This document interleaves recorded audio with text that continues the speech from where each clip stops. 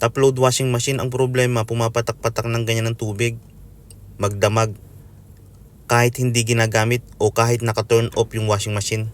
Sabi ni sir, kung magdamag daw na ganyan na pumapatak, napupuno daw yung washing machine. Kaya pinapunta na niya ako para maayos na. Bali ito yung naging problema niya. Solenoid inlet valve. Kusang pumapatak-patak.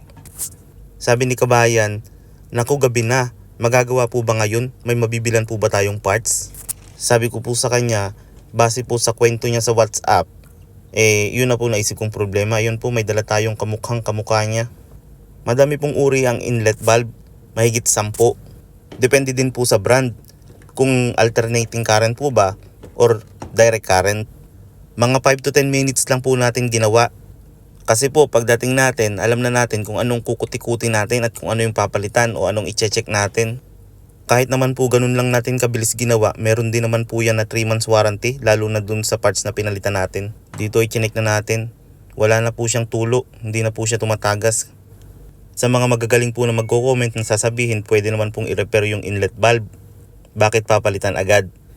Ang dahilan po kasi, mas mahal po yung labor charge ko kaysa dun sa materyales. Kung itatry po natin na i-repair lang, tapos after 1 week sira na naman, sayang naman pong ibinayad sa akin sa labor, tapos wala pang warranty.